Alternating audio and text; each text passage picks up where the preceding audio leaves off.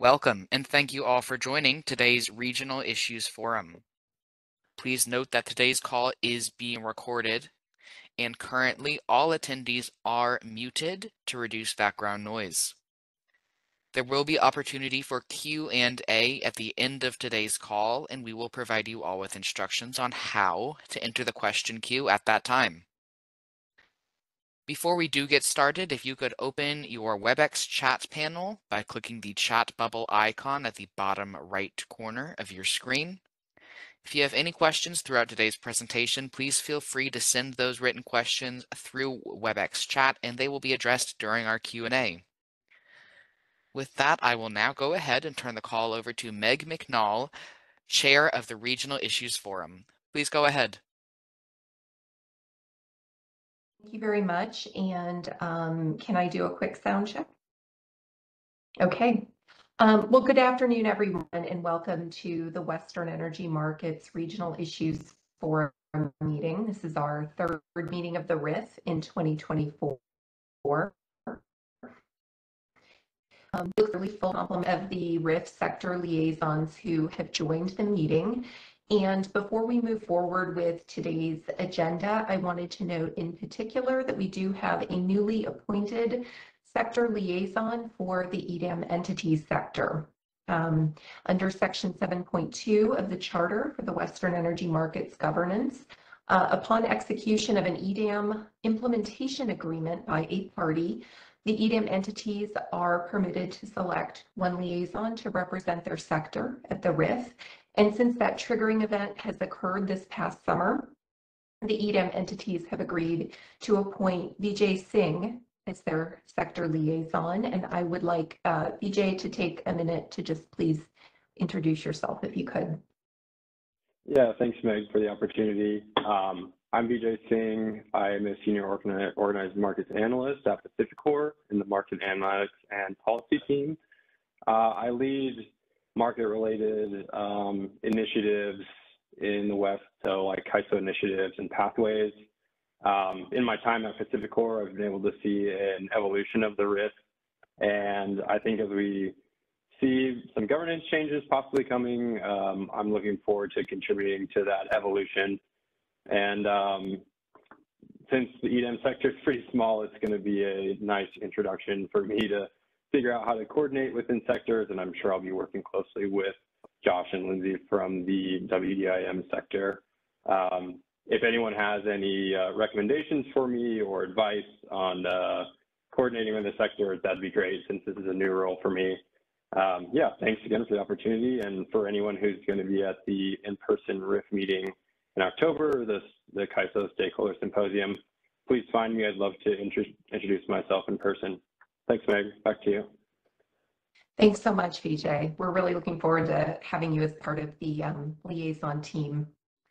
I wanted to note another change, which is that Western Energy Markets Governing Body Vice Chair Rebecca Wagner has been appointed as the new governing body liaison to the RIF, and I'd like to invite Member Wagner to make any opening remarks. Thanks, Meg, and hello to everyone in RIF world, virtual world today. I'm happy to be here. I'm really looking forward to serving in the capacity of the RIF liaison. RIF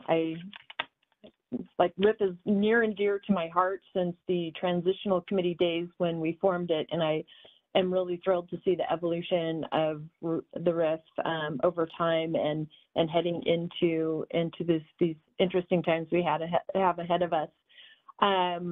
We just came off a really busy week in Tempe with governing body and joint board meetings, a lot of interesting conversations, great content, and a lot of opportunity to meet with and talk to our regional entities and representatives during the week, and I find that I really, really enjoy that. I learn so much each time I get to talk to everyone, especially from different perspectives. So I look forward to this role. I look forward to seeing you all in person at the end of October. And I see that you have a very robust agenda today, and I really look forward to it. It looks like a lot can be learned today. So I'll turn it back to you, Meg, and look forward to working with you all. Thank you very much. And we're also really looking forward to work as well. So turning to that very full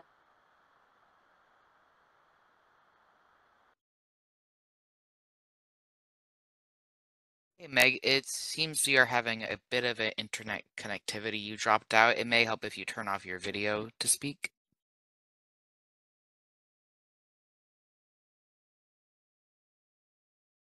Bosanak from the CAISO, facilitated by Ali Mace, Vice Chair of the RIF and Liaison for the Federal PMA Sector.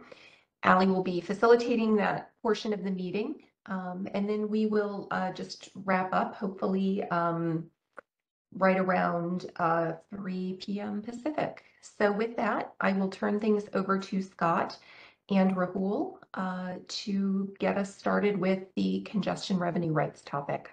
Thanks, everyone. Thanks, Meg. I can get us started for this session. So good afternoon, everyone. I'm Rahul Kalastar. I am the RIF sector liaison for the independent power producers and marketeers sector. I am the Senior Director of Regulatory Affairs at AES, for those who don't know me.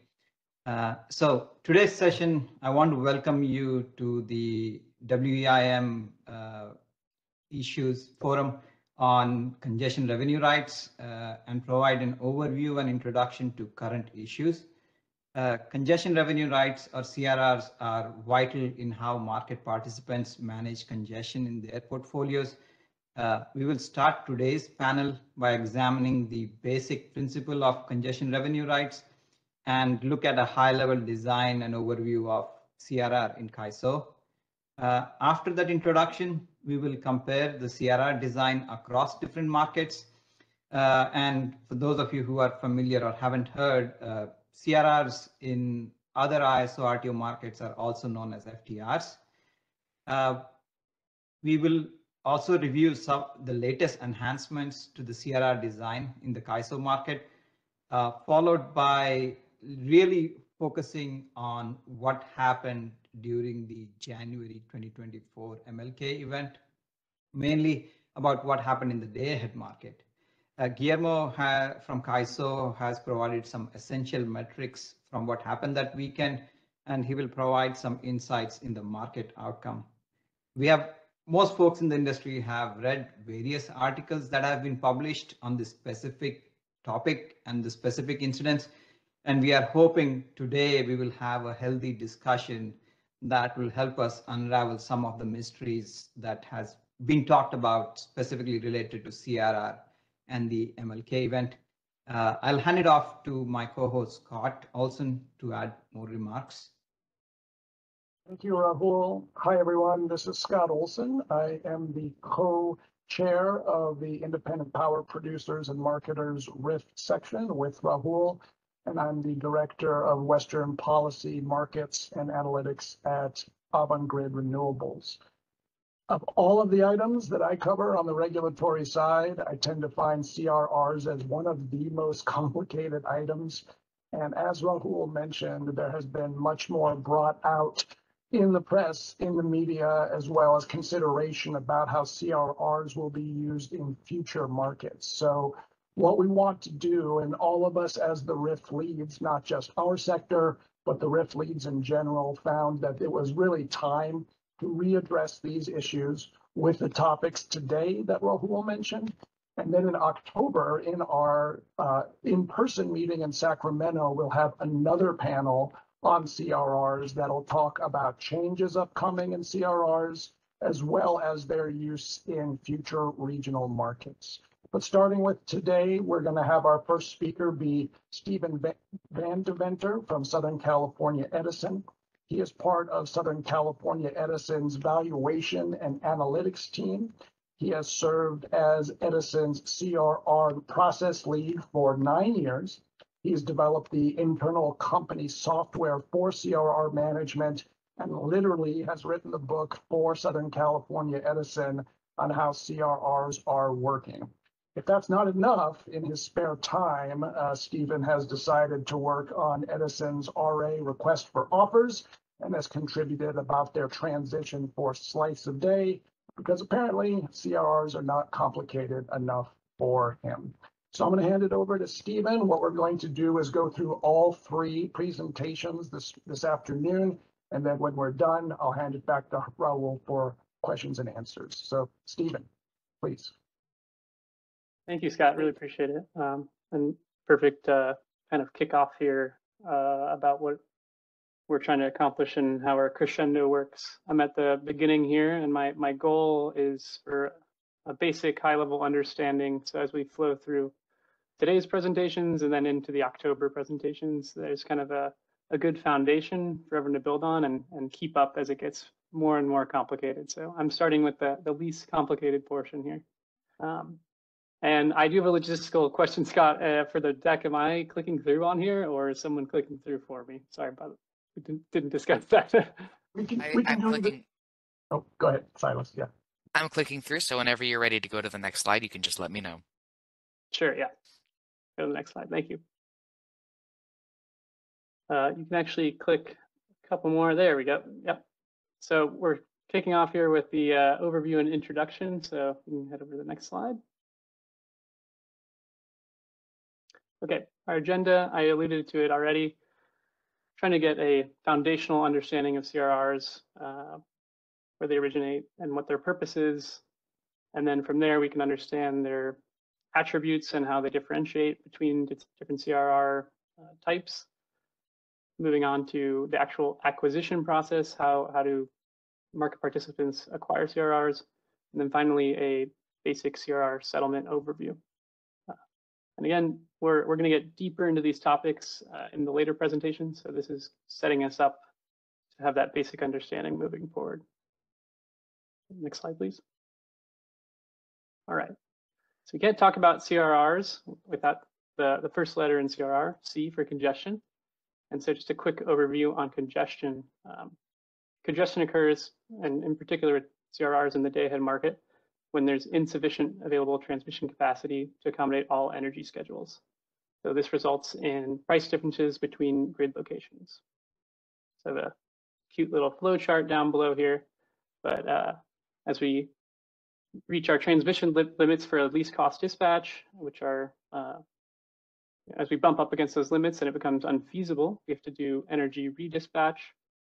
This causes a non-least cost solution and ultimately results in our locational marginal pricing differentiation between pricing nodes. And finally, the net result of that is congestion charges between the kind of source and sink locations within the grid. This second bullet here has already been stated as far as what the actual intent and purpose of CRRs are, but I'll just go ahead and reiterate that they are financial instruments that allow market participants to hedge against this very day-ahead congestion risk. So opposite direction of the congestion charges. And one point that we wanted to reiterate today on the third bullet here, CAISO pays CRR holders for their CRR entitlements. We'll talk a little bit more about those on the later slides, only to the extent that their balancing account collects sufficient revenue through either the day-ahead market congestion or through the CRR charges, reverse direction CRRs. So congestion and CRRs aren't necessarily, CAISO isn't trying to profit off these. This is CRRs are a way to allocate the collected congestion charges. Okay, so if you can head over to the next slide.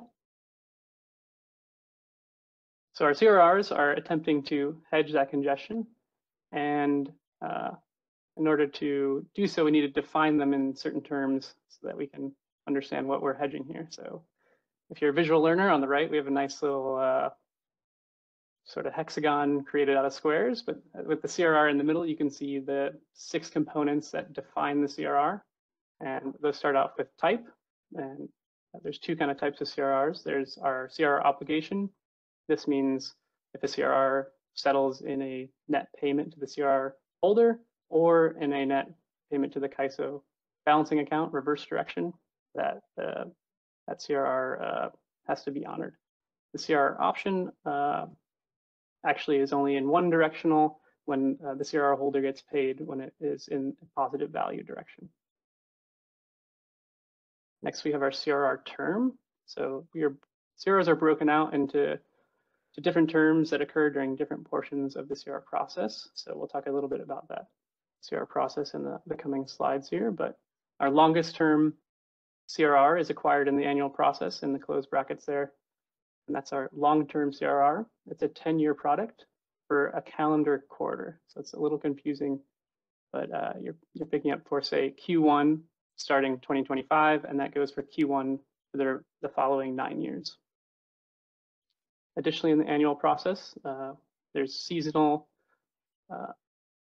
CRRs, which are acquired on that same sort of quarterly basis. So I'm using seasonal and quarter in here kind of intentionally. In CRR space, we refer to quarters as seasons. We have seasonal eligible quantity.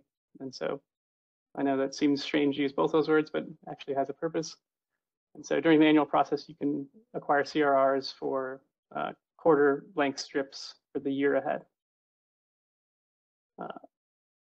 After the year ahead process, there is a monthly CRR process, and those are defined by month ahead. So term there is a month.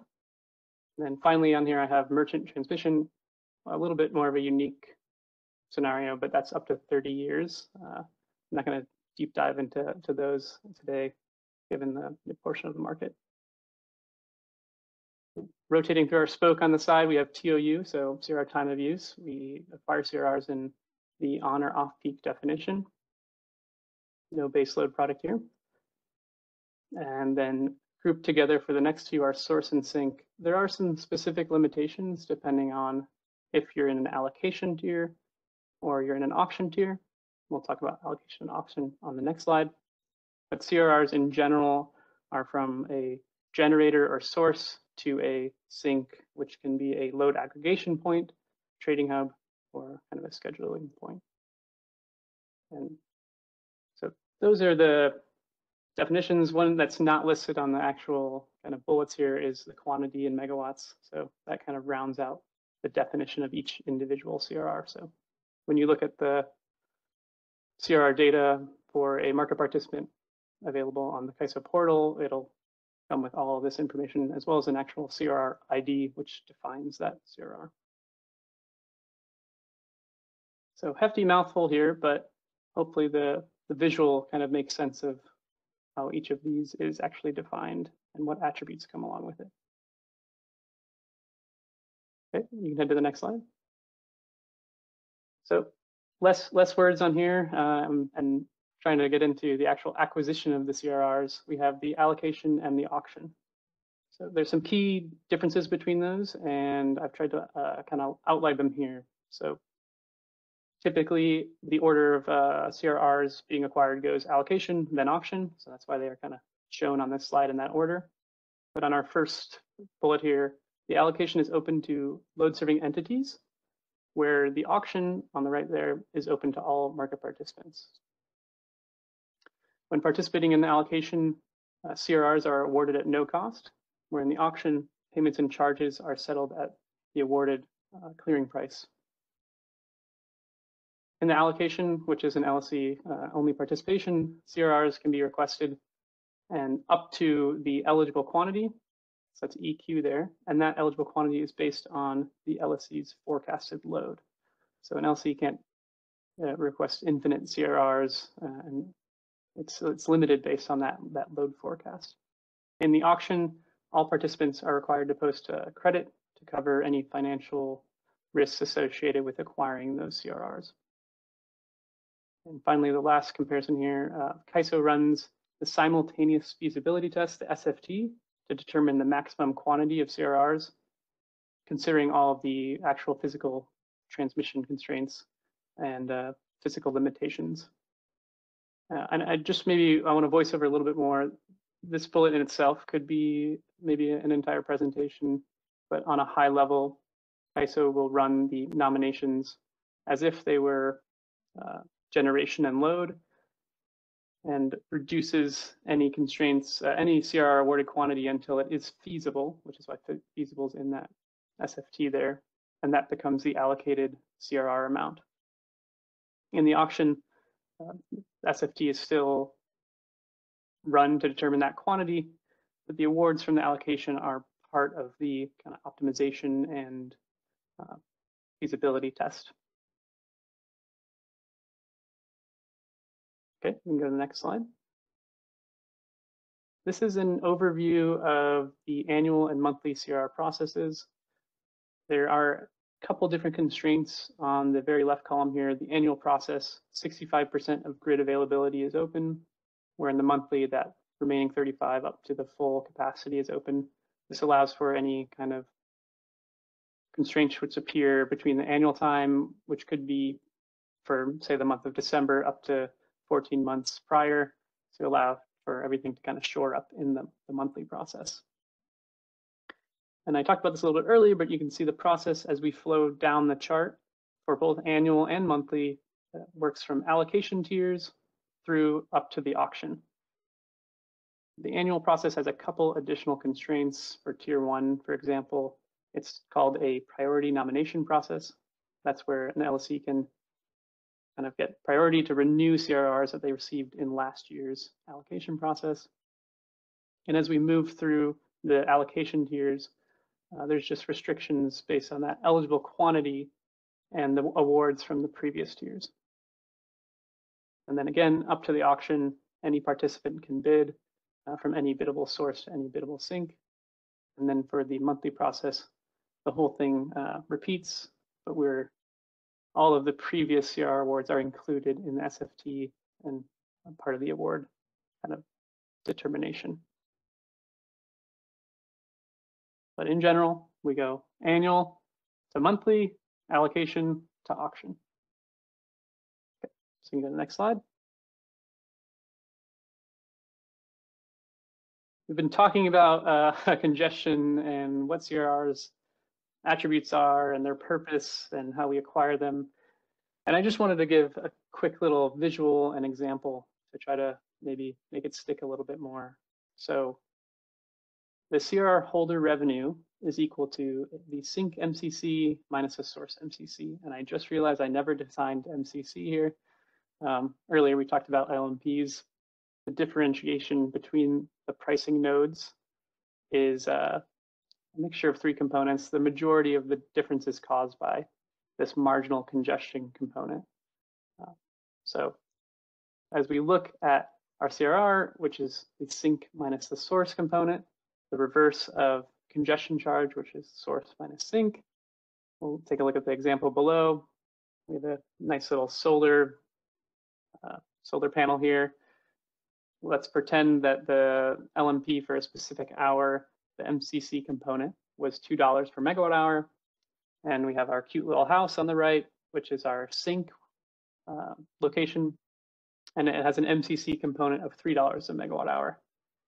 In this hypothetical example, if we held the CRR, which would be in the sink to source, sink minus source direction, our kind of CRR payment would be $1 a megawatt hour. Assuming that we were paying for that congestion charge, it would be in the reverse direction. Source minus sink, our charge would be so $1. I left the terms here in dollars per megawatt hour. We talked about the attributes earlier. If the CRR was actually here, it would have a megawatt quantity, so we'd have to do that math. But keeping it at dollars per megawatt hour is a little bit simpler for the sake of this. Alrighty, we can go on to the next slide. This is my last slide, assuming that everybody understands that sink minus source component is how we calculate CRR value. I want to talk a little bit about the actual settlements. So at the top right, we have our solar panel and our house again.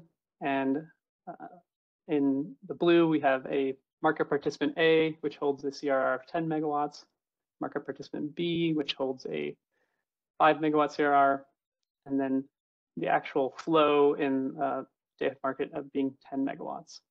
So you can maybe already see that actual flow is 5 megawatts short of the CRRs allocated.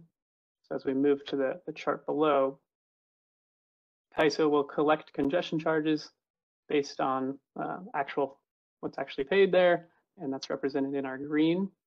The kind of theoretical payout of the CRRs is represented in the next bar chart. You can see that it's greater than our congestion charges.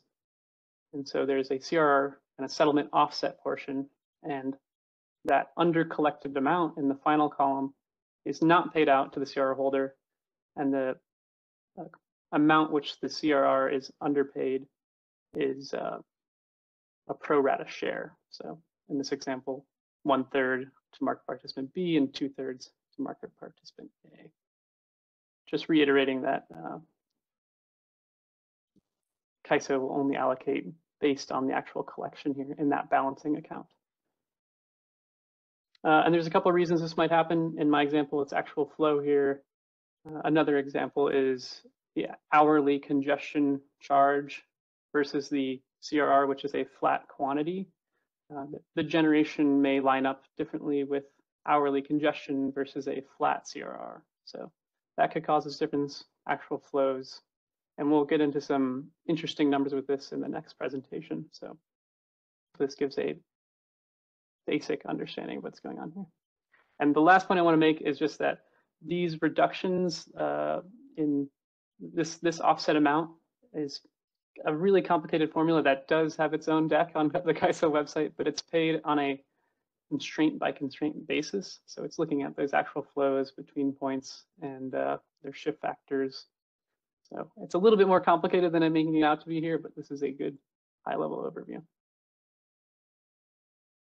I don't know how I'm doing on time, but that's my last slide. So I can hand it back over to Scott.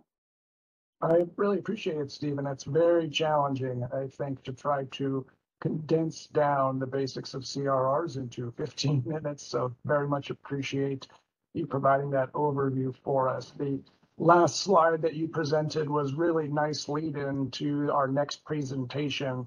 The California ISO did make some pretty significant changes in how CRRs are handled in terms of both market payments to be sure there's an appropriate amount of collections for the CRRs that are awarded, as well as the source sync pairings that actually can be connected. And those changes were made about 2018, 2019.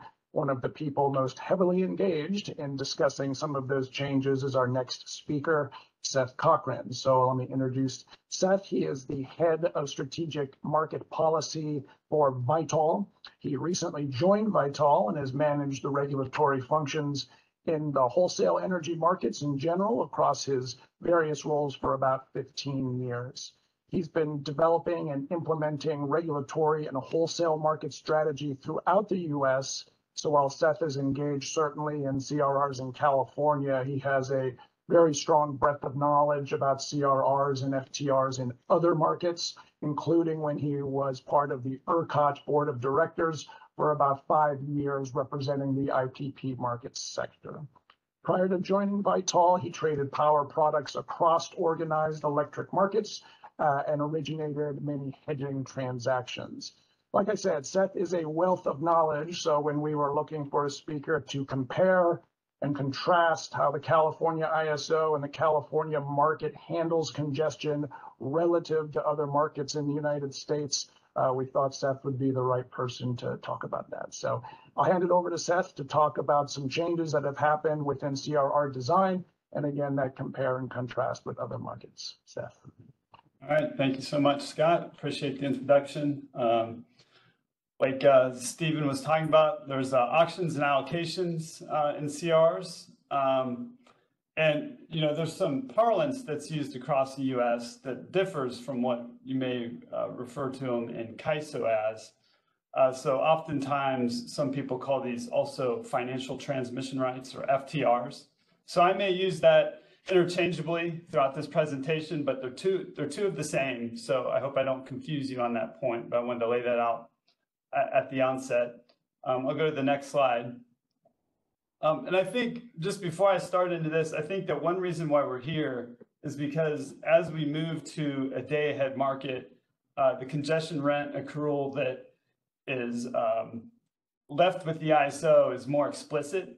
And so basically, because load pays more than generation, the ISO is holding a bag of money, or wherever this is, it could be a utility in the EDAM footprint, they're holding a bag of money. And the question is how to allocate that money. And that's where we are here today to talk about that. And throughout the US, there's been many ways to do this. But what is common between all the US regions on how to allocate the congestion rents is there's an allocation. And that's what my first slide here is about.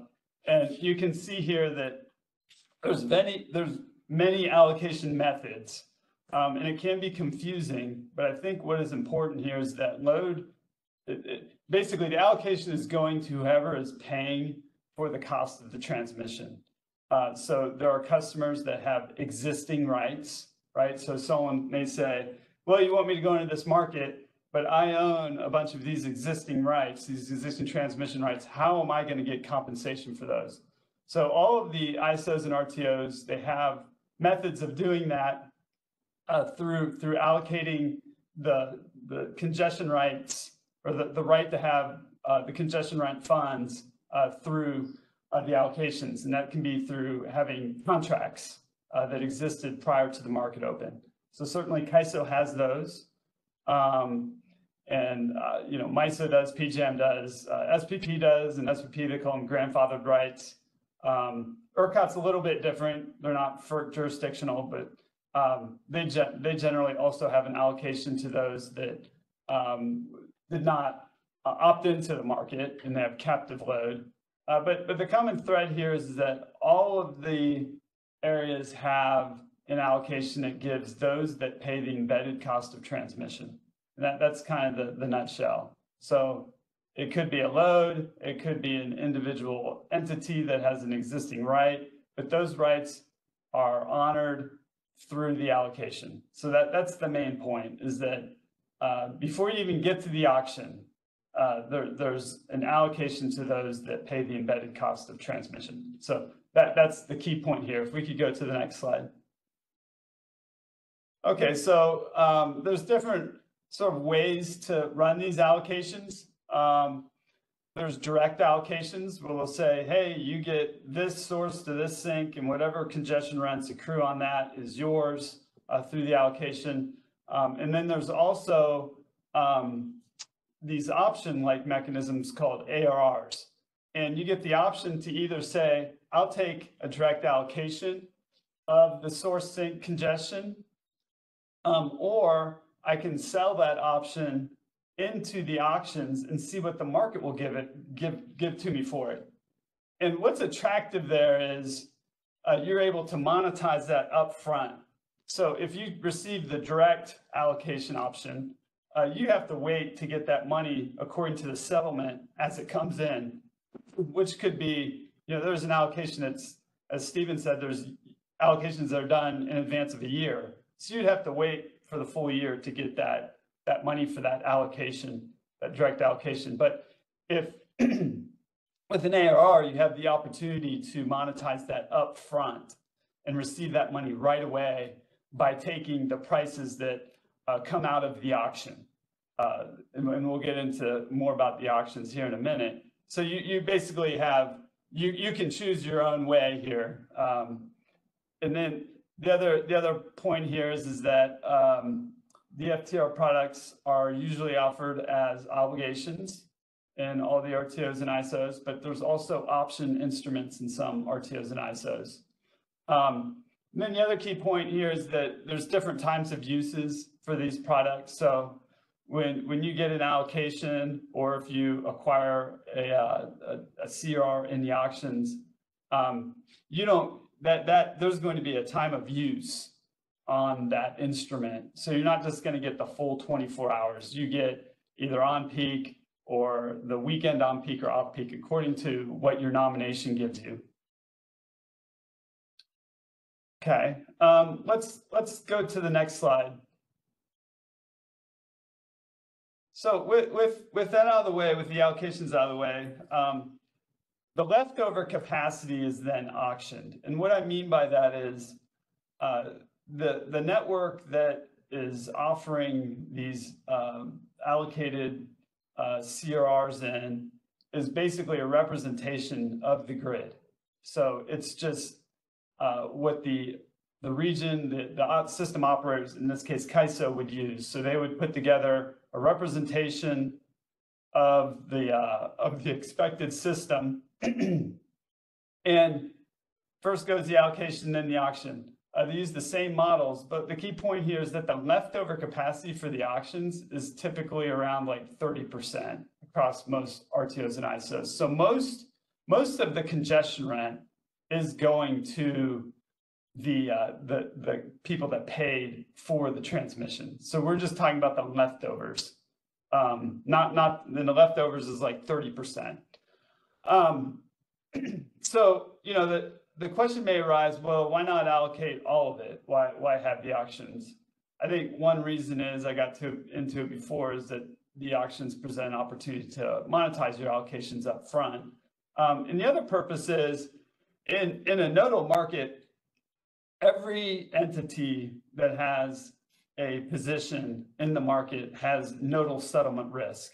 So if you take a load, for instance, they have to settle at wherever their spot in the network is. In this case, it's usually an aggregated point, like a load aggregation point in CAISO. And then with a generator, on the other hand, they settle at their at their bus bar, exactly where their node is located. So really the need arises to try to manage that risk, because the other thing that's going on, even though you're setting nodally, people are looking for points, aggregated points to contract at.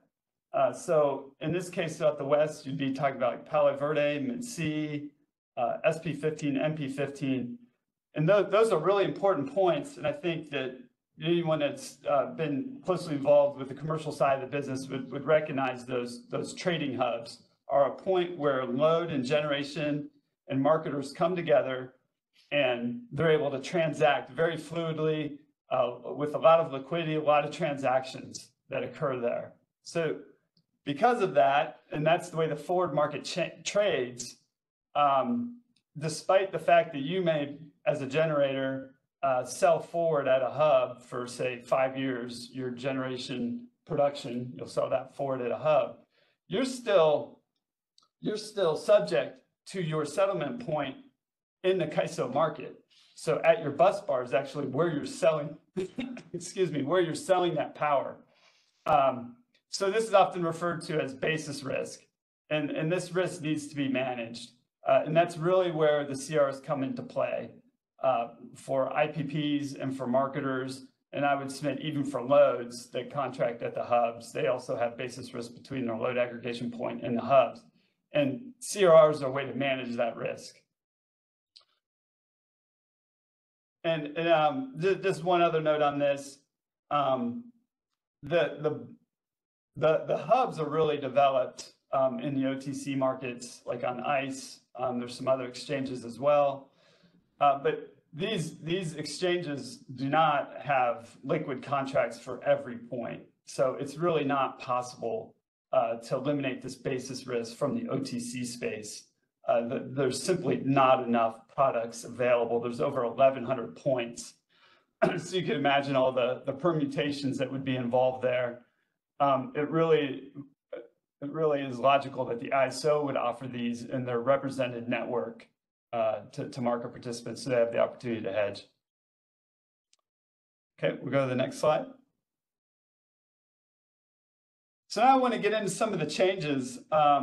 So the CAISO market opened in 2000, I think, 7-ish, and they had a CR market added on, and through time, people began to look at the market and look at ways of adjusting it, and that led to some structural changes that we have still today that were brought in inception in January 2019. And there's two principal changes that were made. One is the elimination of non-delivery paths for CR bidding and CR auctions. So what the CAISO did here was, getting back to the hedging that I was referring to earlier, where a generator may want to hedge to a hub, CAISO will close those delivery pair paths. and they allow bidding on those in the CR auctions. And what they restricted bidding on was paths between, say, a resource node to resource node, where they didn't feel like there was explicit hedging occurring on those nodes, and the hedging was more likely occurring on paths to the hubs, or a generator to a load aggregation point. So those are your delivery paths. So that was one change they made. The other change they made, I think, which has been getting a little bit more attention in some of the stakeholder processes of late, is they've made pro rata adjustments to CR settlement based on their contribution to revenue deficiency. Now that's a mouthful, but Stephen got into some of that. And basically, when CAISO makes their best laid efforts to develop these network models that are basically the basis for the auctions, it's their best representation of what they see things are going to be, but that often doesn't turn out to be the case. For instance, say in the CR auction model, there's a line in service. Well, you get to the day ahead market, and let's say that line was forced out. So now you have a little bit of an issue because you sold CRRs on that line, but now it's been forced out. So they call that an infeasibility. Prior to the changes, that infeasibility was allocated to load. And after the changes, they're allocated to the CR participants and the allocation participants who had sensitivity to that particular constraint that bound because of the outage. So it's really just a way to allocate these revenue deficiencies in the market. There's also a third change. I think it was important, but it's relatively minor. In these representations of the network, they decided to ratchet down the offered capacity in the annual process to 65%. So that way that they're a little bit more conservative in how much they were giving out to begin with, realizing that as you got to a monthly process, the models were in better shape because you're closer to the settlement period. I want to add here that there's many ways to tackle the revenue deficiency issue. Some people call it CR shortfall. There's many different ways that other ISOs and RTOs have done this. I would say that prior to the changes, CAISO had somewhat of a unique allocation. Maybe the closest allocation to what CAISO had was in the New York ISO. And now since then, CAISO's new strategy of doing this is quite novel.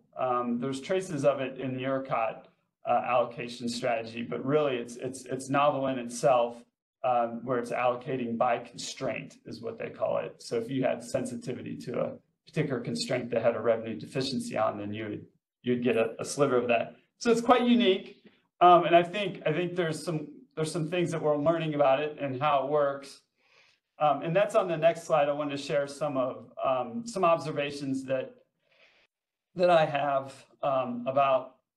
Well, this is actually CAISO's observation. We'll stay here. This is CAISO's observations right here. This just basically shows how this all works. So I'll start all the way on the left. It says notional value. That's how much you would get paid out if there was no revenue deficiency. So you can see the green bars is generally higher than the other bars. And then the CR, we'll skip over the CR deficit and I'll go straight to the CR adjusted payment. So if you take the difference between the notional value and the adjusted payment, that's how much your payment's haircut for the revenue deficiency. So that's basically what's showing here. And the blue bars are the difference between those two things. So you can see that there's a material amount that's being allocated to CR holders. Prior to this, that was being spread out to load. But it's not a trivial amount of money. So definitely this was a structural change. Okay, we'll go to the next slide. So I wanted to show here just some of the revenue deficiency allocation that's been occurring. There's different cuts of the data here. But the important point is that, again, that this is not an immaterial amount of money. And when it says underfunding, that is the amount that the CR is being haircut. So you can see here with high voltage lines, the underfunding in aggregate is around 37%. You can see interface, low voltage, nodal group constraints, and nomograms.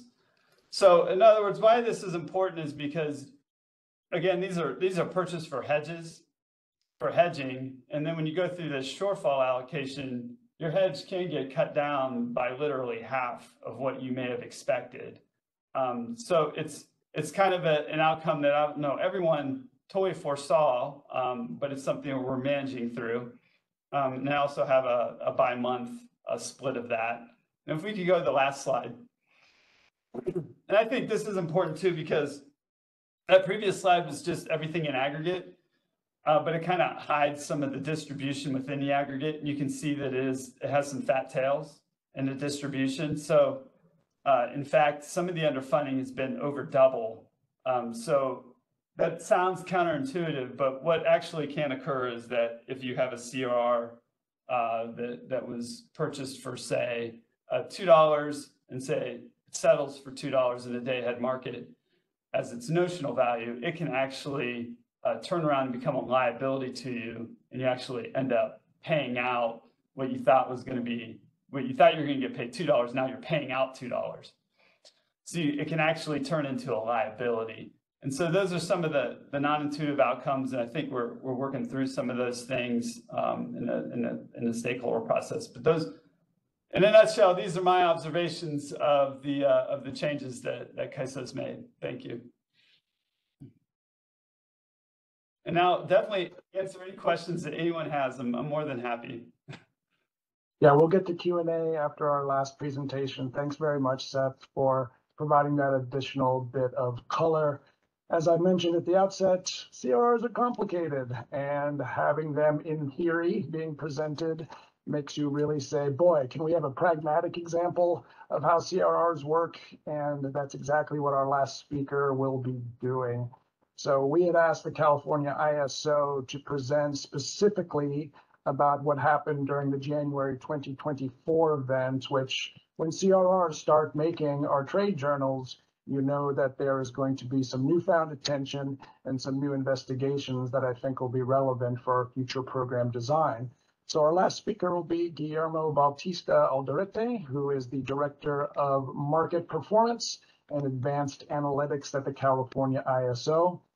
Guillermo's responsibilities include market quality and validation, market performance and analytics, commitment costs, evaluation negotiations, and reporting. He's held a number of different positions at the California ISO, including Director of Market Analysis and Forecasting, Manager of Market Analysis, and Manager of Market Validation. So Guillermo is going to present specifically on CRR operations during the January 2024 Pacific Northwest cold snap and break a few myths about what has been mentioned about CRR performance. So Guillermo, please. Thank you, Scott. Sound checking. Can you hear me okay? Loud and clear. Okay, Thanks. thank you. Thank you, Scott and Rahul, for organizing this session and the opportunity to participate in this one. With the presentation from Stephen and Seth, I think we have a very good reference of the basics of congestion revenue rights.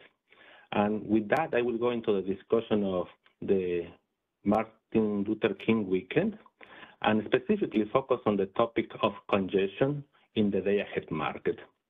The MLK weekend has generated a lot of discussion in different forums.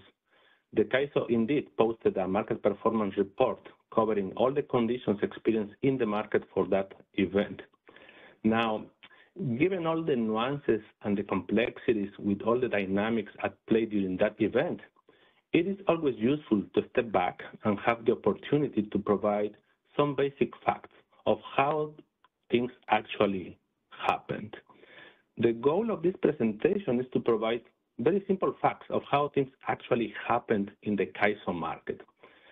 I can understand there may be a lot of interest to discuss alternatives or even potential changes. I think there is a lot of merit for that, but in order to reach that point in the discussion, it is critical that we first differentiate between the fact and the myth. And that is the purpose of this presentation. Can we move to the next slide, please? Let me start from the beginning. During the MLK weekend, there was a severe cold weather event that impacted basically the whole Northwest. There were record low temperatures that were followed by peak demand records. These conditions put a lot of stress to the electric grid to the point that there were 5 different balancing areas experiencing energy emergencies. On the financial side, you can see in these illustrations, bilateral prices on the top right show that there were price separations between the Northwest and the Central California Southwest. Prices at the mid-sea, and we're using the intercontinental prices, ICE prices, spiked up to $900 per megawatt hour, while prices in central and southern areas were maybe in the range of $250. Similarly, for the CAISO market, we can see that there was a very similar pattern with price separation and higher prices reflected in the Pacific Northwest. Specific to the day-ahead market, this was reflected with high prices at Malin. Malin is the scheduling point that reflects the conditions in the Pacific Northwest of the system. While CAISO's prices were basically under $250, $300, the Malin prices, on the other hand, reached, in some cases, the $1,000 price, and one day, indeed, reached close to $1,800. The fact here is that this price separation reflected the regional nature of the conditions with high prices at Malin reflecting the Pacific Northwest conditions. Next slide, please. Now, in order to understand how this price separation happens, we need to unpack a little bit how congestion realized and played a key role in this event. First, we need to understand the physics of this event. There is this main interface between the BPA and the ISO system, which is COI. That is the main connection between these two areas. Both BPA and the ISO are actually path operators. BPA in the north, the ISO in the south. And there is this operating procedure and indeed an agreement between the two path operators to have a coordinated operation of the path. And this is very simple. The two path operators will enforce always the most limiting constraint of the path. That is a very simple fact. There is this myth that the CAISO can decide on its own with no further consideration what limit to set, what the rates to apply to the path. That is just not true. Secondly, we need to understand that the market reality is at play here as well. There is only one day-ahead market in the West, which is the ISO. And this is the mechanism that we use to do congestion management on the ISO side of the path. This is where the Malin intertie comes at play. Graphically, you can see in the red portion of the illustration the boundary point where all the intertie transactions to the northwest, whether they are imports or exports, are traded in the CAISO market. As part of the market, the ISO has to enforce the limits on that intertie, which is the share of the COI operated by the ISO. This is to simply ensure that we're going to maintain the limitation in place and that the imports and the exports being scheduled on that path are not going to exceed the defined path rating. This is no more than just congestion management to ensure that we limit the transactions to the amount of the physical reality that the system can handle. Lastly, and as a follow-up to the previous topic that we discussed in different forums about this event, after the fact, both BPA and the ISO convened with the transmission owners of the path, and the group reaffirmed the need that we continue with the existing coordination agreement between the two path operators to ensure that neither side of the path are going to exceed the limitations that have to be in place. Next slide, please.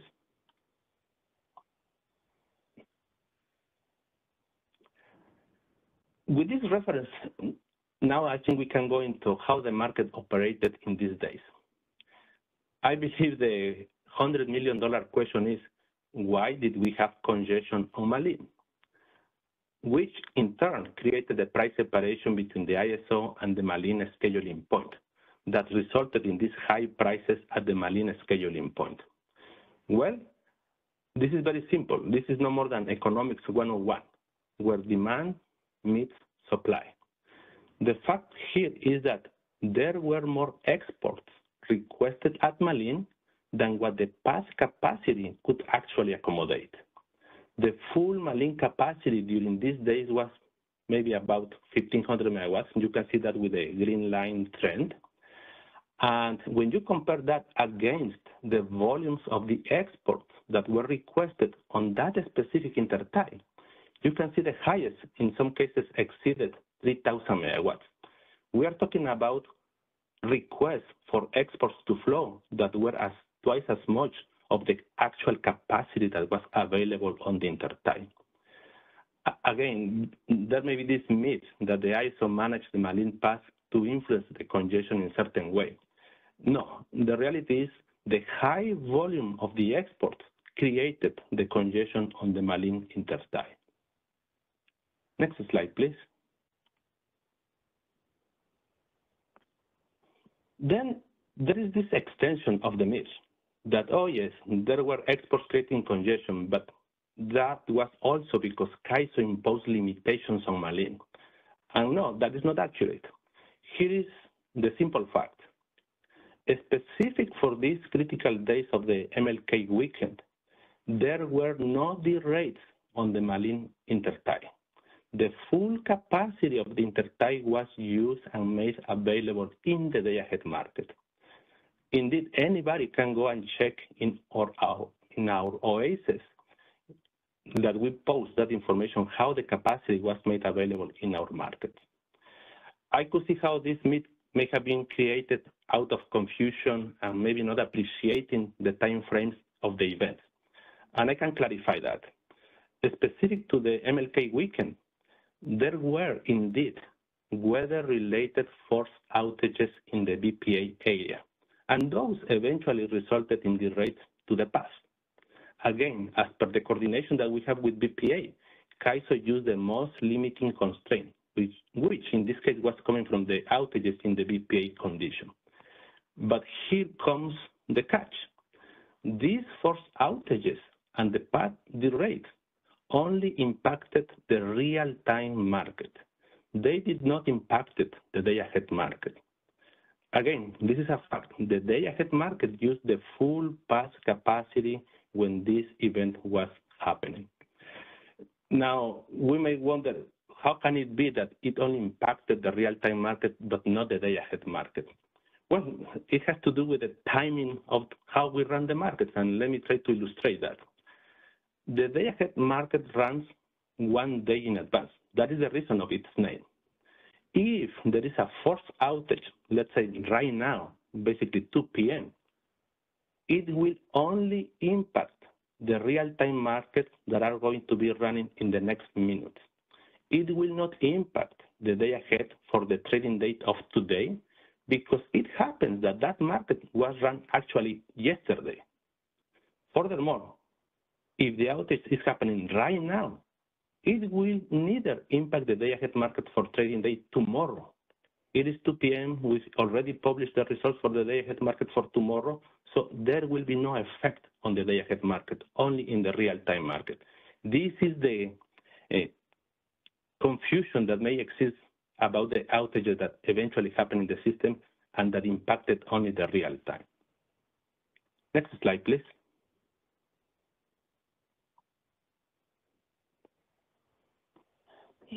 There is also this myth that the ISO can basically charge any price to exports flowing out of the Northwest. Here is the fact. Exports have full control on what price they will be exposed to. Prices at Malin were set by the exports with the very same bids they offer into the market. Exports can bid with a price quantity or can self-schedule. And if they put a price. That price is showing the willingness of the export to pay to clear in the market. If the price is not right, it's not in merit, they will just not clear. In the days prior to, let's say, around January 15, you can see that the prices at Malin were in a wide range. And that was simply because economic prices set by exports were at play. Then in the following days, starting with January 15 or so, you can see that the prices were set flat at basically $1,000 and then jumped to $1,800. The $1,000 prices are basically set by the exports that are self-scheduling. Instead of bidding with a price, exports have the option to indicate they are willing to clear, to pay any price, because they are seeking higher scheduling priority to clear and flow. Yes, they will get higher priority than the economic exports, but then these self-schedules have to bear the consequence that that clearing price can be a straight $1,000. The $1,000 price for those days is clear at that value because there were too many self-schedules, and some of them have to be reduced, and that basically triggered the $1,000 price. Do you want to be exposed to the $1,000 price? Well, if you self-schedule, you have to bear the consequences of the pricing implications for that. Next slide, please.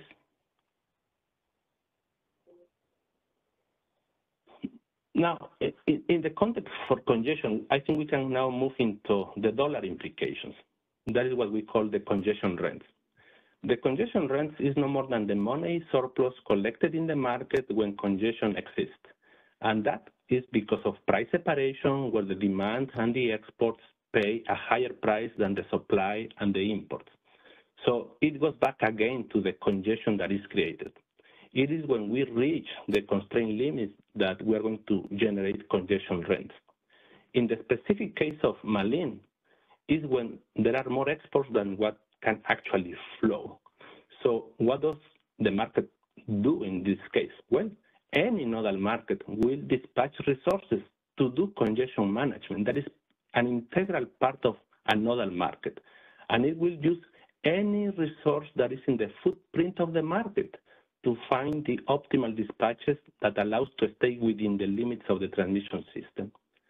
Depending on what side of the constraint the resources are, there may be dispatches that are going to be upward or downward relative to the constraint, and that is going to create a price, and the price is going to reflect the direction of the dispatch.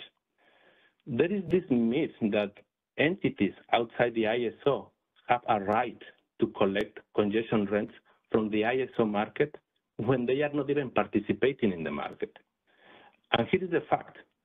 Because only resources participating in the market are dispatched to manage congestion, these are the resources that will create the congestion and will generate the congestion rents. And that includes the imports and the exports because they are still part of the market. The congestion rents are generated only from resources participating in the market because they are the ones that are exposed to the market congestion. The day-ahead market for the ISO has no access to resources outside its footprint, and it doesn't dispatch the resources that are not in the market footprint, and therefore they are not exposed to the ISO market congestion. Next slide, please.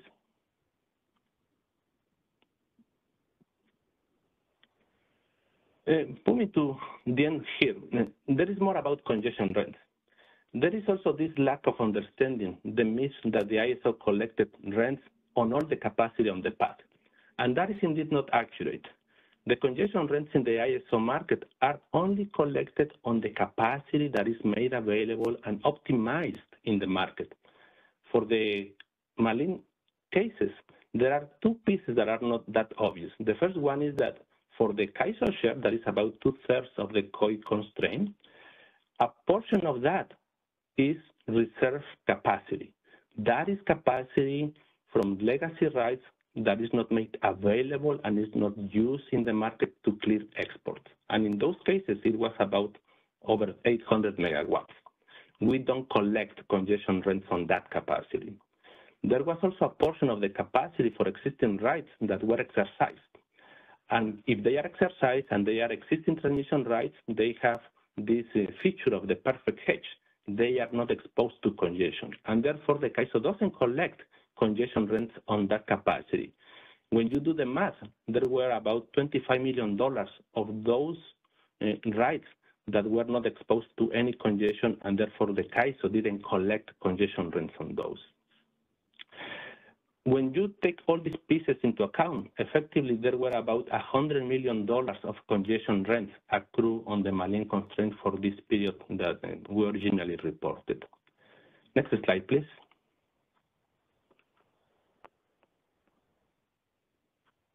This may be the biggest myth, that the ISO kept all the congestion rents from the day-ahead market, and this is just not accurate.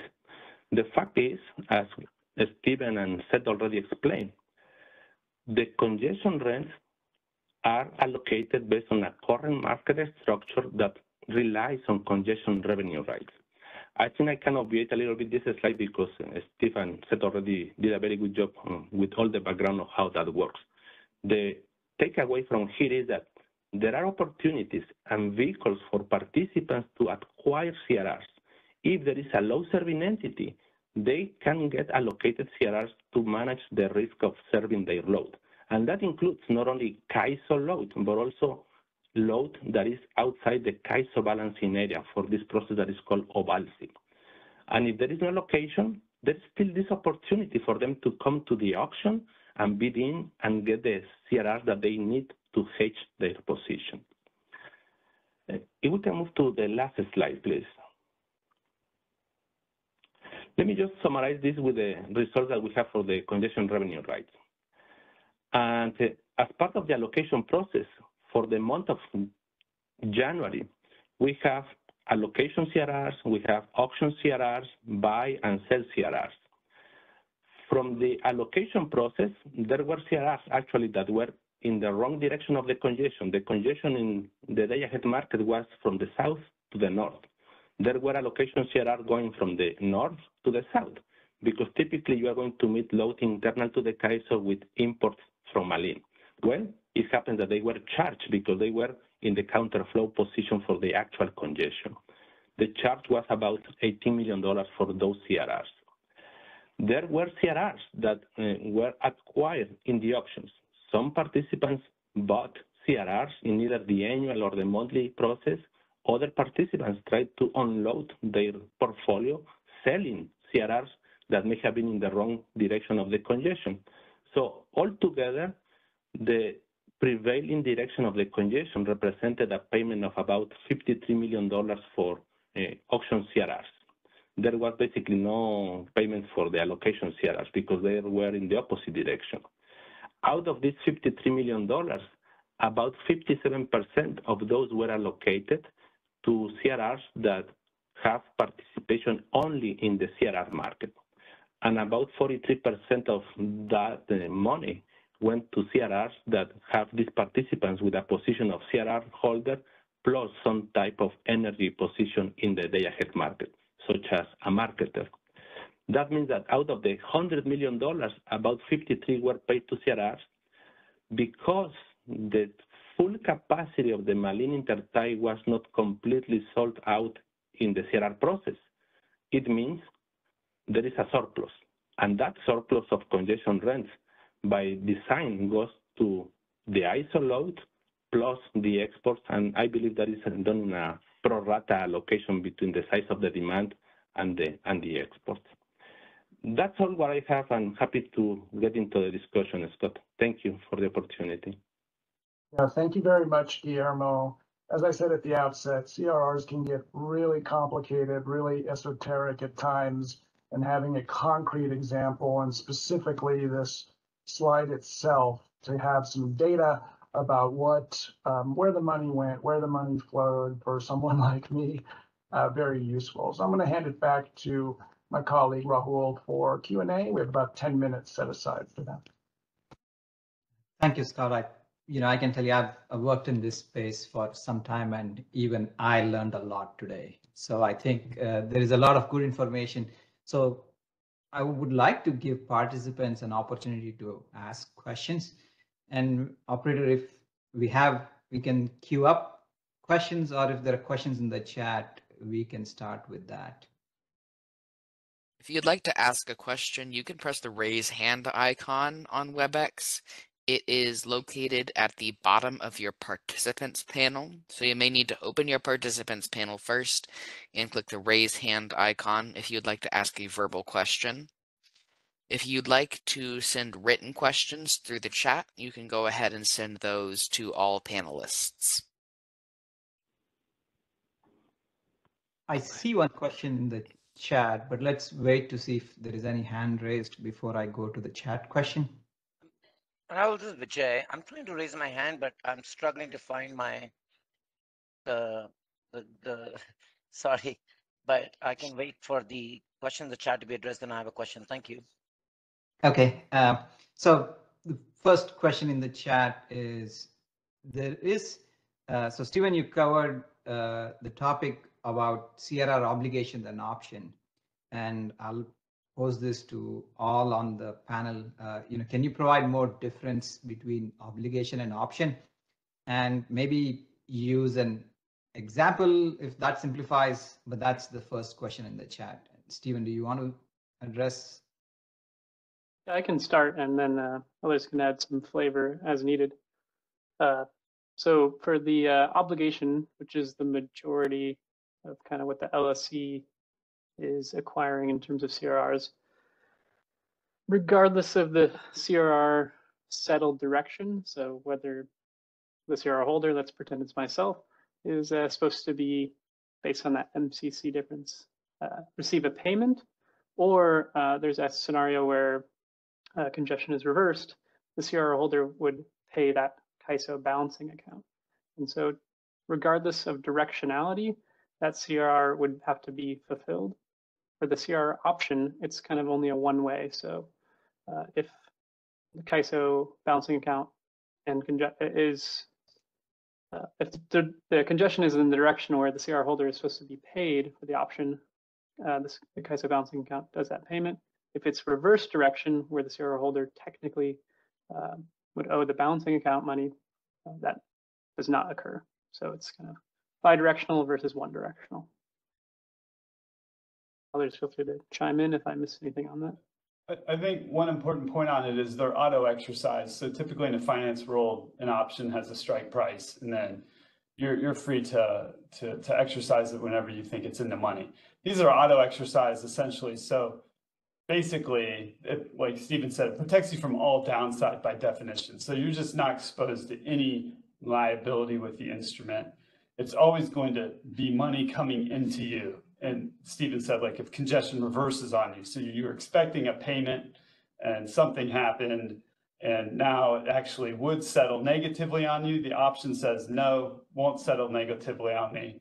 It's always going to pay out above zero.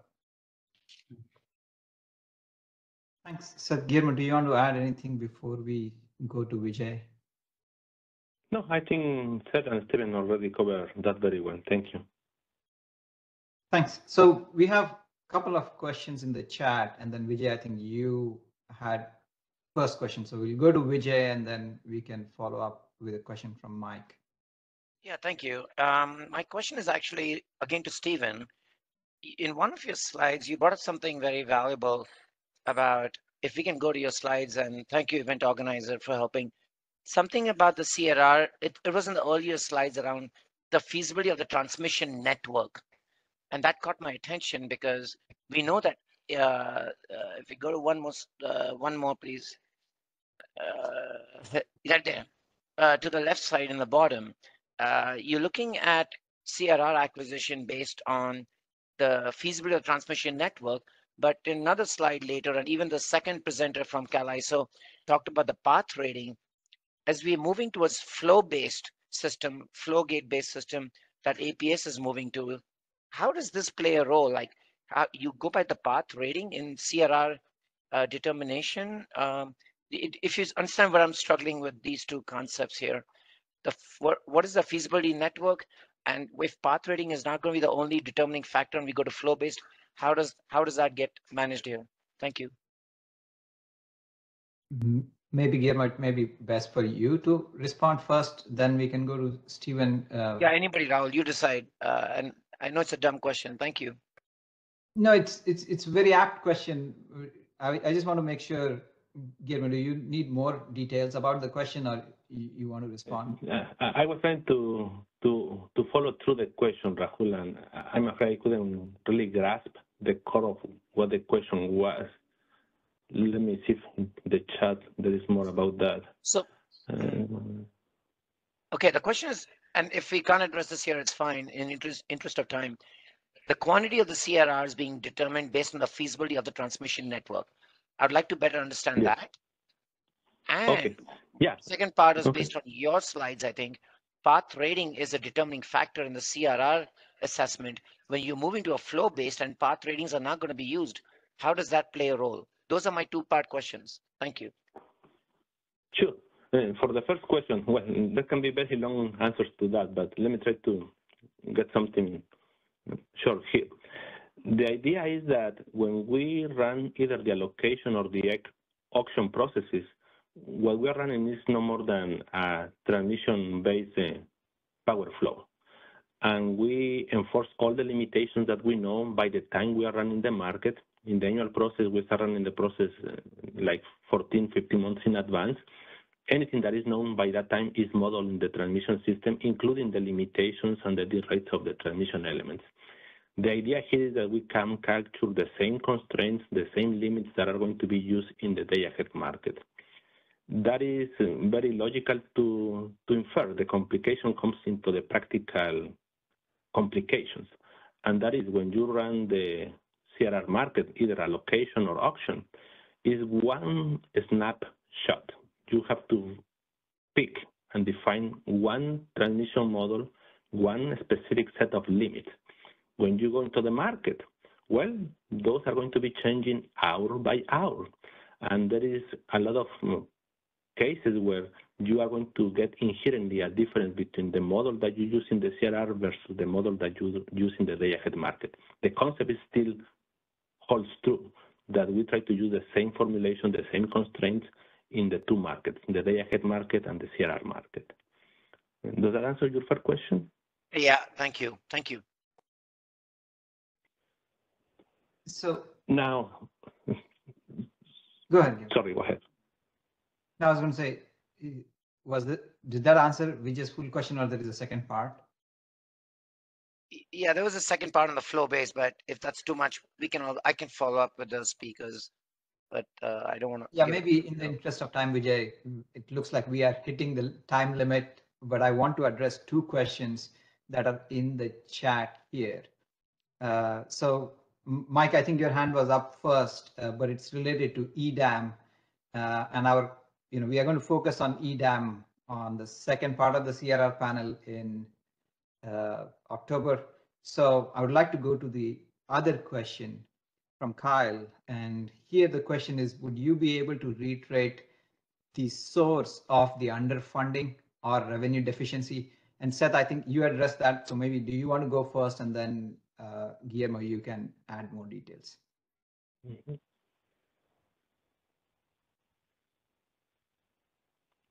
Seth, I think you're on mute. We can't hear you.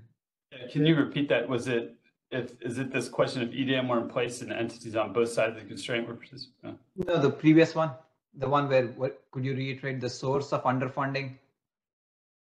Yeah, I mean, basically, the CAISO has to develop a static snapshot of the auction model, of the representation of the grid, and it's being done about I would say probably 60 days in advance of the actual flow date. So they're just forecasting what the network's going to look like. So many things can happen that could, end up where it's different than that. And if for instance, there's just, for example, say a bunch of new outages come into play and they're scheduled during the month of the model, well, that's going to make the grid tighter. And so all of those CRs that were sold now can't economically flow. And so that creates a source of revenue deficiency. So there won't be enough congestion rent to pay out the entire value on all those CRRs. So that's sort of like at a very high level. And the things that can change are line ratings, transmission outages, constraint definitions. There's a lot of different things that can change. It's just something it's kind of a fact of the world, and Guillermo's left with the hard job of making sure that it's as good as it can be. It's never going to be perfect, but does that help? Yeah, I think this is helpful. And Guillermo, do you want to add anything else before we go to the next question? I think that covered that well, Rahul. I think we can move forward. Okay, so we are at time, but I think in the interest of all the effort that we have gone through, we addressed the last question. And this question, Guillermo, I'll let you answer first and see if others have anything to add, is if EDAM were in place and entities on both sides of the constraints were participating, would the allocation of CRR revenues be different from what happened in this example? And if you want to punt it to the October session, that's fine too. And I'll let you respond, Guillermo. Yeah, I think we can go into more details in the October session. Let me just give the basic item here. Yes, it will be different. Not only how the congestion is allocated, but actually how the congestion realizes in the market. The current structure is basically the ISO market only on the south side of the constraint. Once we have the EDAM and there were conditions to expand that to the BPA, and now the other side of the path is also participating in the market, the EDAM. Effectively, that constraint can be enforced and is going to be congested where the source of the limitation is. In that case, as per the coordinated agreement that I indicated, we are enforcing the same limitation that happens in BPA, but the BPA limitation is not in the market. So it is the CAISO one that binds and congests. Under the EDAM, if BPA were part of the EDAM, now there will be an explicit constraint model explicitly in the BPA area, and the congestion would happen in the BPA area. And all the domino effects of what the congestion is going to be, how it's going to be allocated, would follow that logic. Thanks, Guillermo. I hope, Mike, that answered your question. And I want to see if Stephen or Seth, you want to add anything to this or anything else that we discussed? I think Guillermo got it. Yeah. Okay, so I want to close out this session by thanking our panelists, Stephen, Seth, Guillermo. Thank you for your time for creating this presentation and taking the time for attending this session today. I'm sure, just like me, everyone else on this call learned a lot about CRR basics and also what happened at MLK.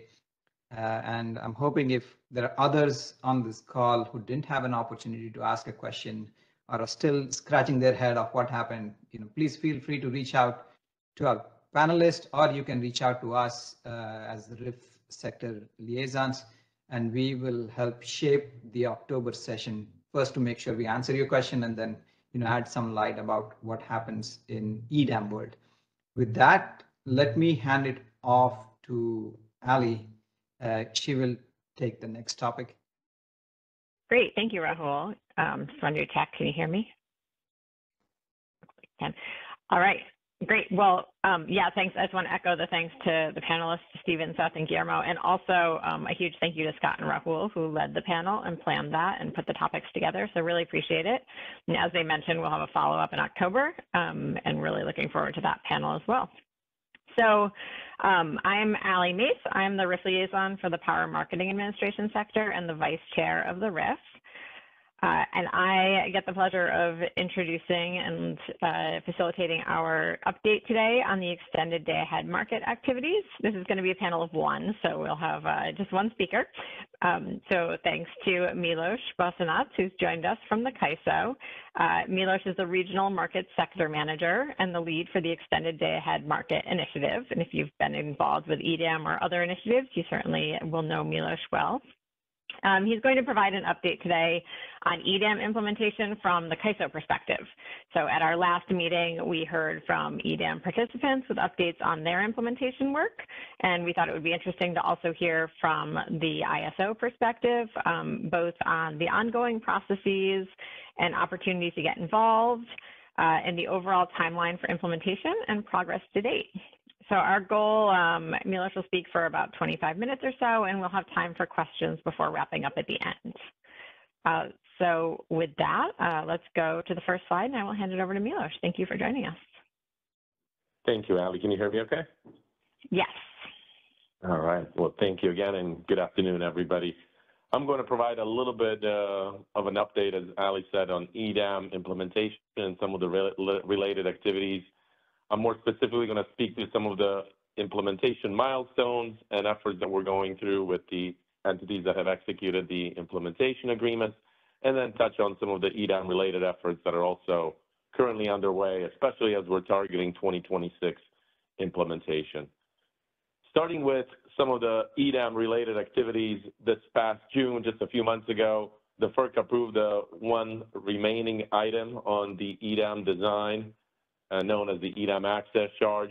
And now with that EDAM design item being approved, the full EDAM picture has been approved by the Commission. This allows us now to really focus our efforts and support that continued implementation activity towards the 2026 launch go live. PacifiCorp and Portland General have executed EDAM implementation agreements a few months back to participate in the EDAM. And additional entities have also indicated public company leanings to participate in the EDAM at a future date. And some of these entities are moving through their decision-making processes as well. The Balancing Authority of Northern California, Los Angeles Department of Water and Power, Idaho Company, and Nevada Energy as well. And we look forward to working with them on the implementation agreements here in the near future. But a footprint that's comprised of these entities, in addition to the ISO, provides a robust load and resource diversity along with transmission connectivity to derive significant benefits. And that has been evidenced by the different studies that the parties have undertaken. And as I noted, we look forward to continuing to work on those implementation activities with them down the road as well. If we can go to the next slide, please. So I want to give folks a bit of a sense more generically of the onboarding timelines, not specifically tied to any particular entity, but just to give you a sense of the different tracks and efforts that go into onboarding an EDAM entity and the timing of that. And this picture here gives you an illustration of the process that PAC and PG&E are also going through currently. This may be familiar to some of you in terms of the different work streams of tracks based on your experience in the EIM onboarding process. But as you can see, there's a number of different tracks that each entity is engaged with, the ISO working together on policy development, policy and agreement development, resource configuration and modeling, integration testing and support that's associated with the implementation of the different systems. There's also metering and settlement work that goes in line. And then there's also development of training materials and working with the prospective entity on training their staff and effectively establishing that readiness to go live. As part of implementation activities of an EDAM entity, the whole process takes roughly 18 months. That's our target time frame. Some entities, depending on complexity, may take a bit less. Some may take potentially a bit more. But there is a market simulation period as well as we approach the go live of that particular entity closer in time. And then similar to your experience in the EIM, there's a period of parallel operations prior to go live and then the necessary activities to demonstrate readiness and actually launch. So this the process and the picture is fairly familiar, I think, and similar to the EIM processes and the timeline as well of roughly 18 months.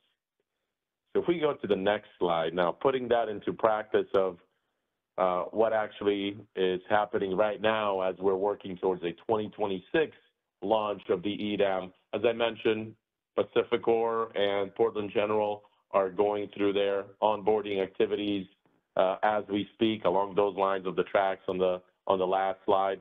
There will be a period of parallel operations for both entities, especially at the beginning. It's a bit of a longer parallel operation period of usually it's about a month. I think for the EDAM, especially at launch, we're expecting 8 weeks or 2 months of parallel operations prior to go live. But how can other parties get engaged, looking beyond just the activities with PGE and PacifiCorp? What are some of the other activities that are going on that provide the wider stakeholder community the ability to follow and get engaged in the different steps of the process?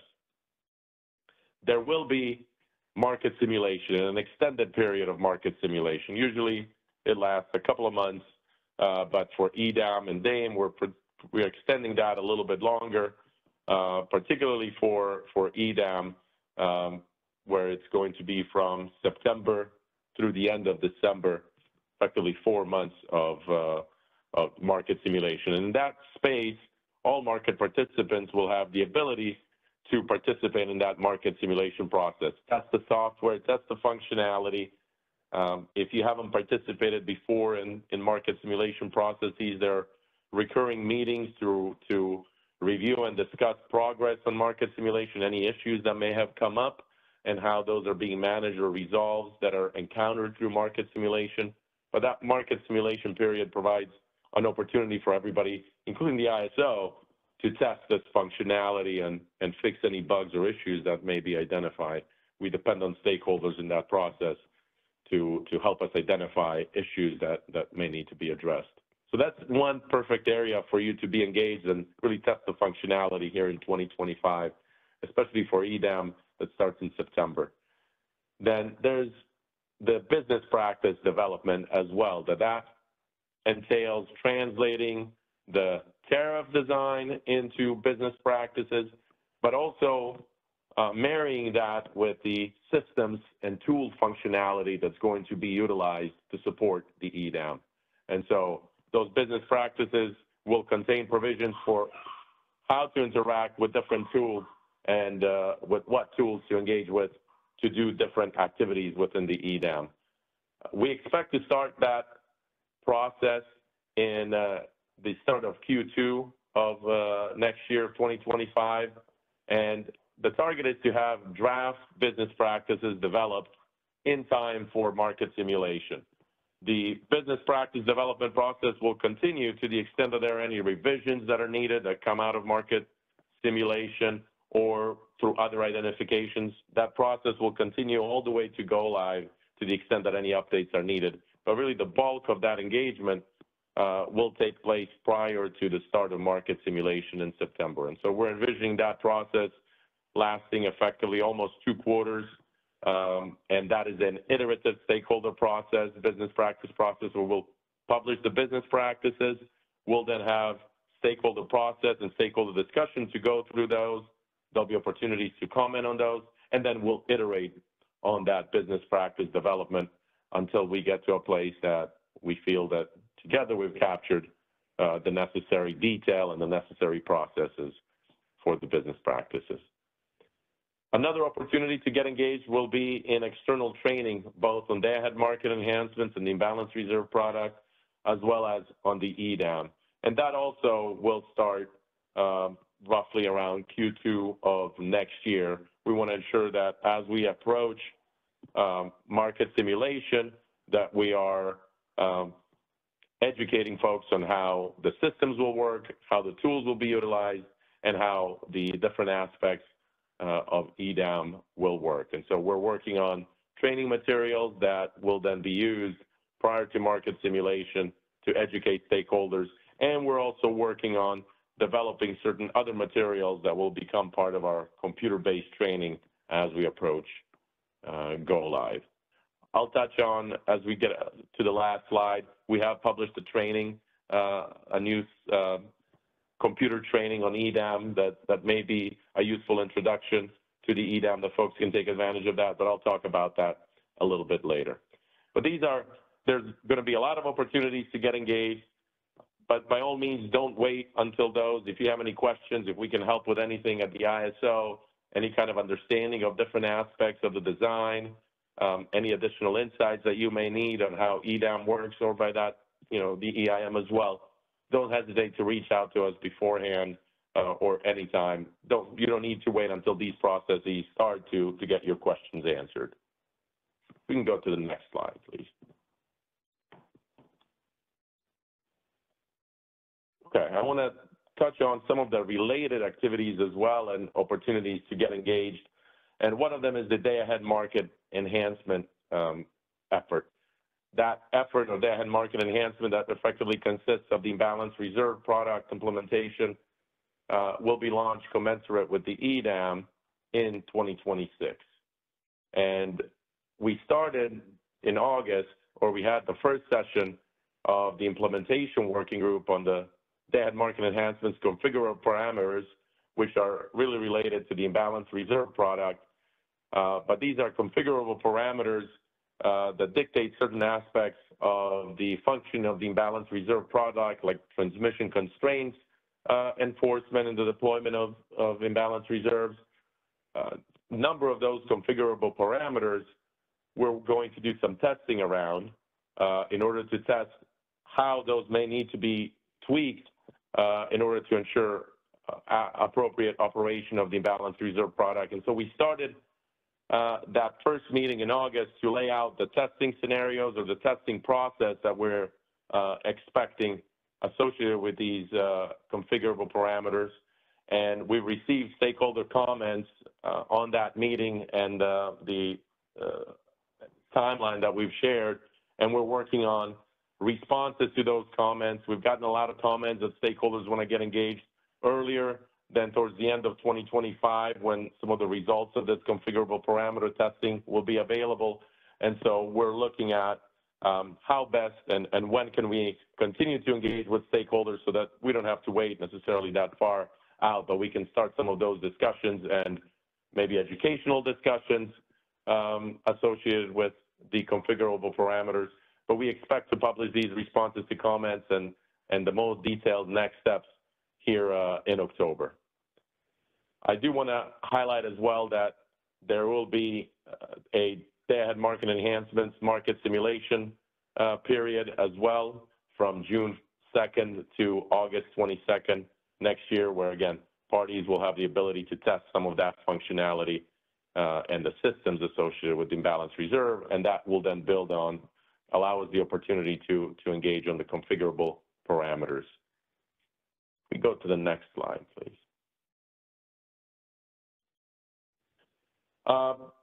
On the EDAM ISO balancing area participation process, just like any EDAM entity has to go through their own processes to establish and develop their tariff that dictates some unique aspects of their participation, the ISO is doing the same thing for the ISO balancing area. Some nuanced aspects of how the ISO, for example, is going to allocate certain revenues and charges associated with EDAM within the balancing area. But more importantly, how the ISO is going to ensure that we're doing everything we can to, for example, pass the resource sufficiency evaluation on a day-ahead basis and coordinate with our load-serving entities and generators within our balancing area to pass that sufficiency evaluation. And so we have a stream of initiatives that relate to the ISO balancing area participation processes and requirements in EDAM that allow us to do that coordination within the balancing area. One of those efforts is the ISO day-ahead sufficiency evaluation initiative that looks at developing the necessary coordination and processes and the procedures for supporting passing that resource sufficiency evaluation and facilitate that EDAM participation. We've gone through a number of policy proposals, and now the next proposal is targeted here for Q4 of 2024 publication. We're also working on the development of draft tariff language to support the ISO balancing area application of the recently approved EDAM access charge that I mentioned. Let me just, that's my daughter in the background. Hopefully folks can, let me put my headphones on.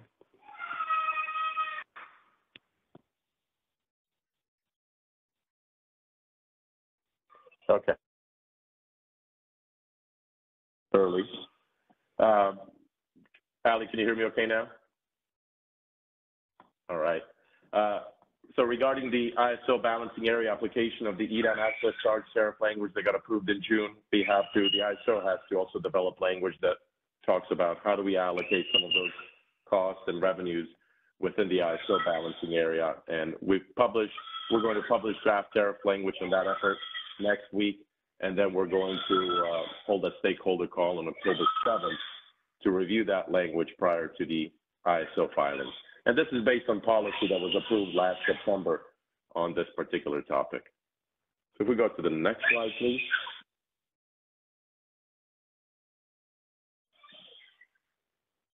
I'll mention one other effort, and this one came out recently from some of the implementation related activities on the EDAM implementation effort. That's related to inter-scheduling coordinator trades in regional markets. One second.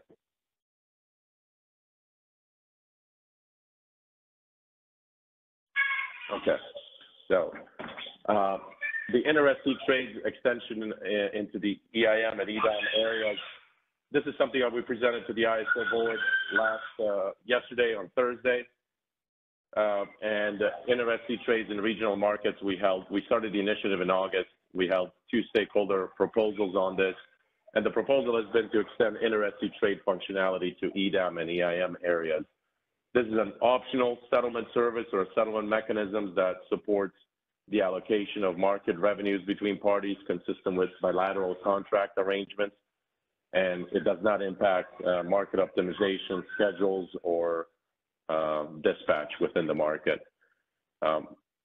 This arose originally from stakeholders did suggest some of this for consideration within the later stages of the EDAM effort, but also as we've been working through implementation activities, parties indicated that there may be a benefit to this inter-SC trade functionality. So this is an example of something that arose, and as part of some of those implementation activities, and we've moved forward now with extending that framework to EIM and EDAM areas, and the ISO board and the Western Energy Markets governing body approved this design yesterday in their joint session. So we'll be working on filing this with FERC in the mid-October timeframe, and then hoping for a decision by the end of the year on this particular topic. And this will be then a feature of both the EIM and the EDAM, and will be integrated within the implementation activities of the EDAM effort.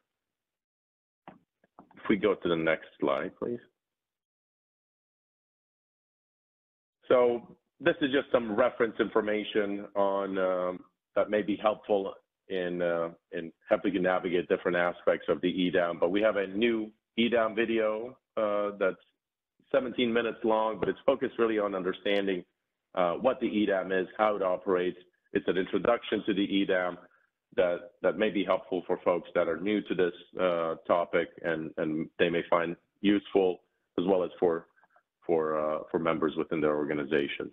We do have a lot of information on the EDAM website about the tariff, as well as the design activities that we published there. We have now that FERC has approved the entire tariff.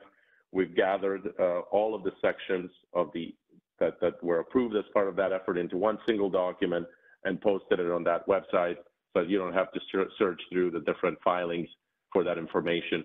That information will be incorporated into our tariff a bit closer to go live. We're a couple of years out, but that information is available on the EDAM website.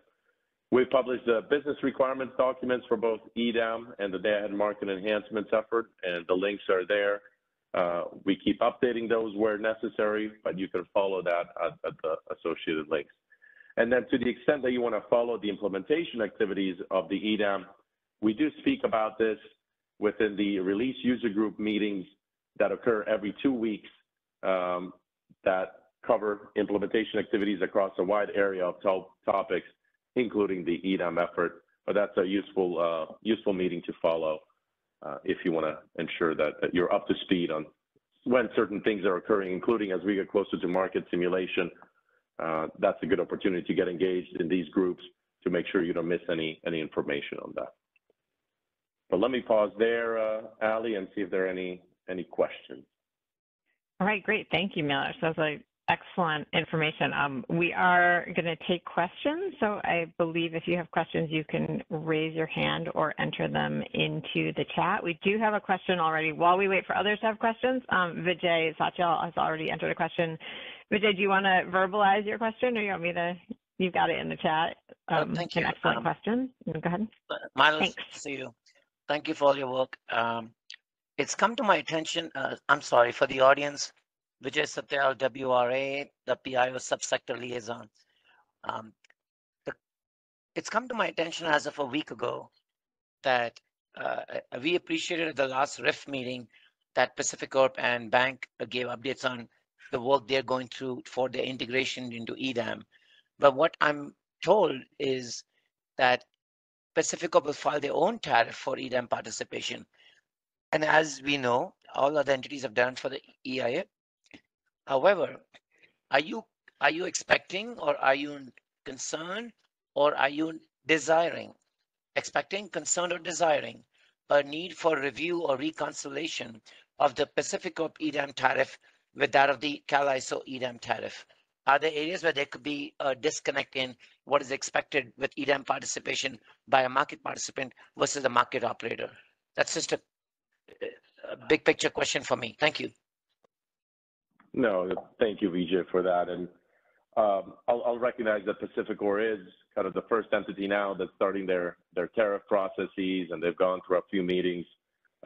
We've been coordinating with them. We've been answering questions to ensure that the EDAM tariff, and they've been fairly familiar with the EDAM tariff and the process themselves, because they've gone through that process and commented on the development of the EDAM tariff. But to the extent that they've had questions about consistency or understanding of certain aspects of the EDAM tariff to support their own tariff development, we've made ourselves available to provide that clarity or answer any questions as well.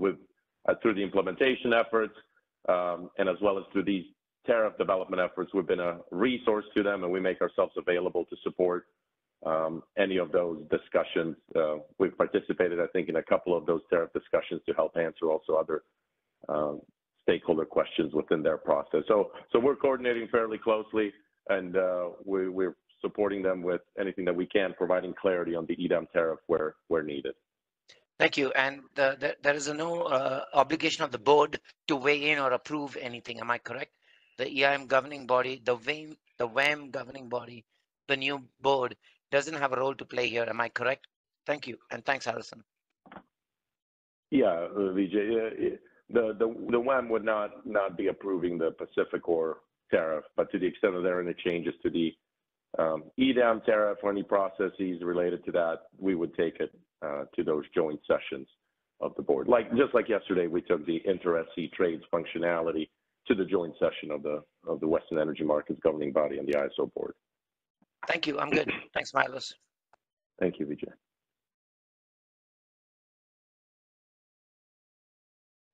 All right, we have time for more questions. We've got about 5 more minutes. Please raise your hand if you have questions, and we can get you unmuted or enter them in the chat. Let's see, do we have any questions or any hands raised? Just as a quick reminder for attendees, if you'd like to raise your hand, that raise hand icon is in your participants panel right at the very bottom. You may need to open your participants panel first to find that raise hand icon.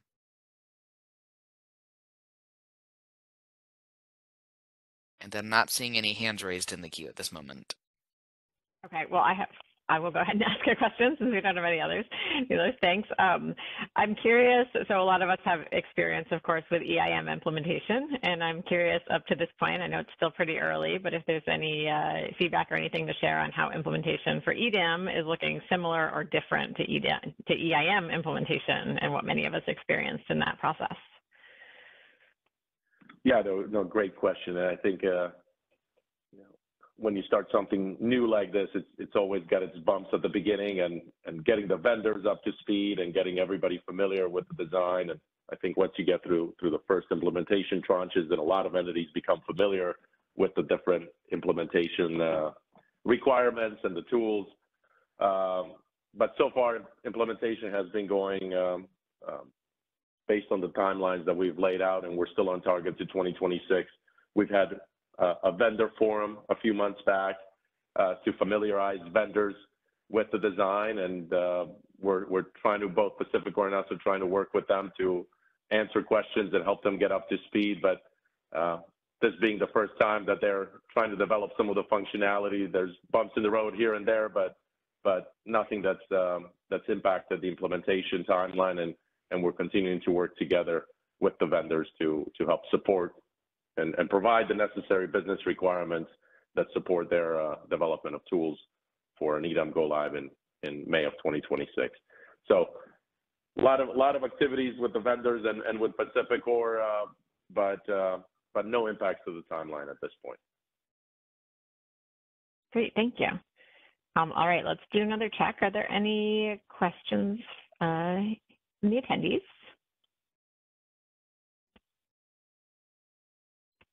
Not seeing any hands raised in the queue. Okay, great. Well, Milos, thank you so much for joining us today. That was really helpful and informative, and great to hear the CAISO side of how things are going on EDAM implementation. Well, thank you, Ali, and apologies for the little disruption, but she's learned about the EDAM as well now. But thank you. She's going to be a market expert, and many of us have been there. So thank you. No worries. All right. Well, thank you. With that, I'm going to hand it back to Meg McNall to wrap things up. We're just going to check that Meg's audio is working okay. Can you hear me all right? Yes, perfectly clear. All right, excellent. Thank you so much, Ali, and thank you, Milos, for that update on where we are with respect to EDAM implementation. I just have a couple of housekeeping items that I wanted to mention in order to close out the meeting. First, there is a link on the Western Energy Markets Regional Issues Forum page if you would like to subscribe to RIF-related updates. We have an email list that you can join for that purpose. If we can go to the next slide here.